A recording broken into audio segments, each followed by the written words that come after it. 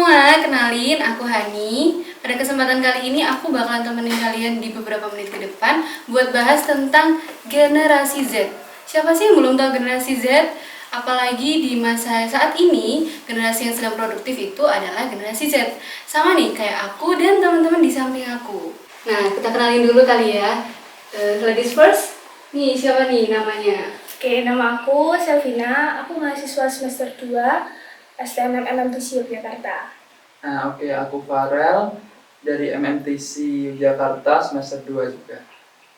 Oke, pada kesempatan kali ini kita bertiga bakal bahas tentang Gen Z atau generasi Z.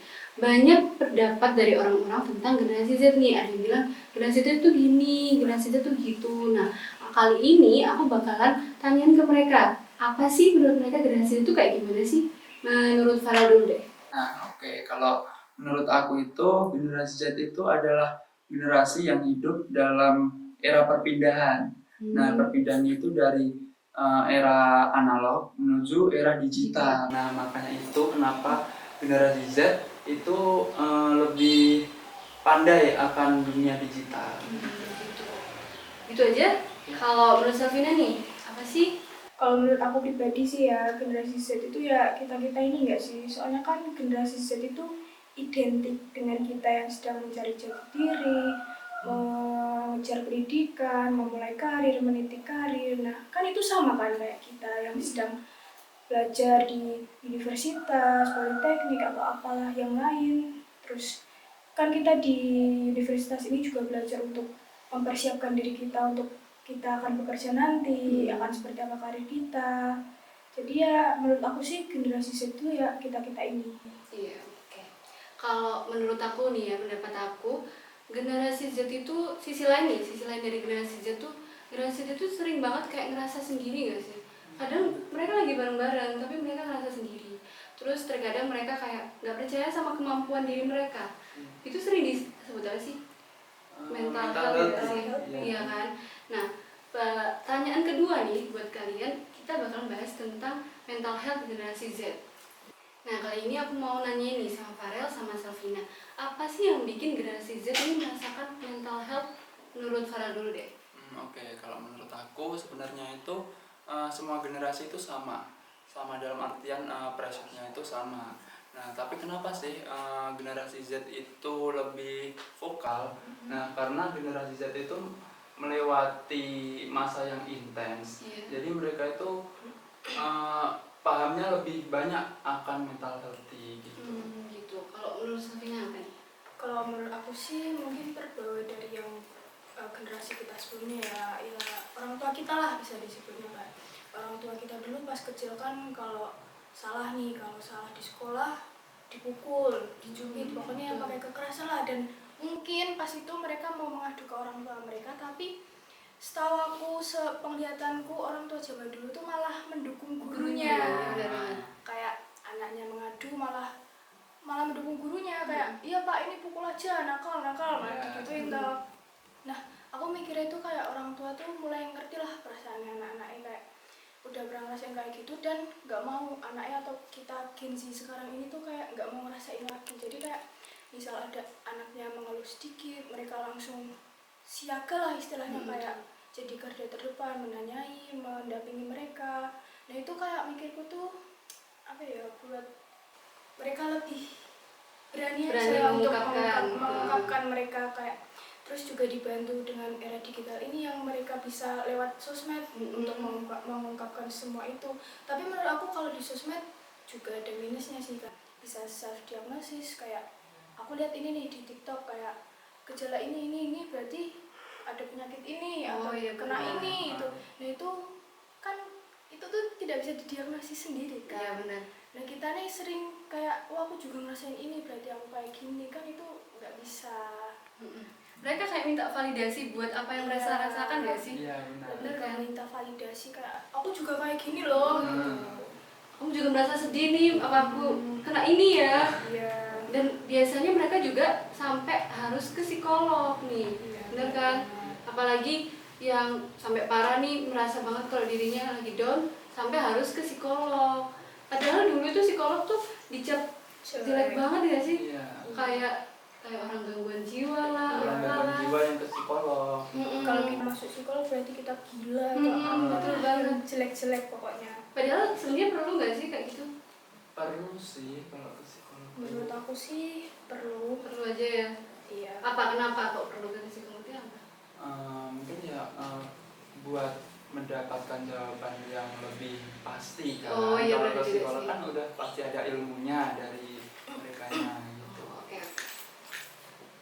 Oke, pertanyaan terakhir nih buat Selvina sama Farel. Kan pasti ada hal positif nih dari Gen Z untuk menangani mental health mereka di gemparan dunia digital ini. Iya. Seperti yang kita tahu kalau kita posting di sosial media nih, ada aja yang komen sampai bikin kita down. Padahal kita nggak kenal nih orangnya siapa. Tapi mereka kayak lebih tahu daripada kita. Nah, menurut kalian apa sih gebrakan atau hal positif apa yang dilakukan Gen Z supaya bisa menangani mental health mereka? Dari siapa, Safina dulu? Boleh dari aku dulu. Kalau dari aku sih ya, menurutku kayak mereka mau speak up di sosial media, khususnya sekarang lagi booming di TikTok. Itu mereka udah masuk salah satu gerakan positif di era digital ini, karena dulu itu kalau kita punya gangguan mental sedikit pun itu pasti bakal dihujat sama yang lain. Iya, benar. Di era digital ini pun juga pasti bakal dihujat. Iya. Tapi ada sisi positifnya. Di sisi lain hujatan itu ada juga yang mau nyemangatin, dan itu nggak sedikit loh. Bahkan mungkin sekarang 30% banding 70% dari yang menghujat sama yang menyemangati mereka. Dan itu semangat dari mereka itu juga membuahkan hasil, kayak mereka mau mendorong si yang mengadu itu untuk bilang ke orang tuanya, dan nggak sedikit juga orang tua yang menanggapi anaknya, yang mau terbuka ke anaknya. Lalu nggak sedikit juga orang tua yang inisiatif mau membawa anaknya ke psikolog, yang tadi dibilang pertama kan kayak kalau masuk psikolog tuh jelek. Nah, itu tuh juga sekarang menurut aku bisa mengubah pandangan masyarakat tentang psikolog. Kalau kita ke psikolog berarti kita gila atau apalah, itu enggak. Kalau menurutku sekarang kita itu semua, bahkan semua, nggak cuma yang ada gangguan kesehatan mental itu yang harus ke psikolog. Soalnya tentunya kita itu walaupun di luar kelihatan baik-baik aja, tapi kan kita itu juga butuh tempat cerita yang benar-benar bisa ngasih saran kita sesuai dengan apa yang kita rasakan. Dan juga ada pendidikan juga. Oh iya, betul banget sih. Ada ilmunya. Psikolog ada ilmunya. Oh iya, benar banget. Terus? Nah itu kan, ya itu sih. Oke. Kalau untuk Farel nih, apa nih? Nah, oke, kalau dari aku bodo amat.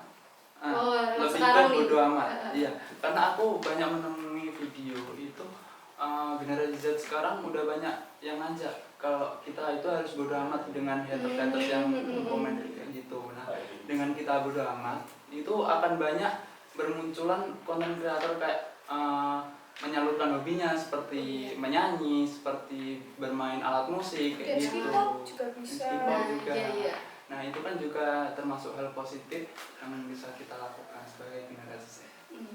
Jadi buat mereka lebih percaya diri lagi kan, buat menyalurkan apa sih hobi-hobi mereka. Iya. Terus mereka jadi lebih nggak memperdulikan omongan orang lain.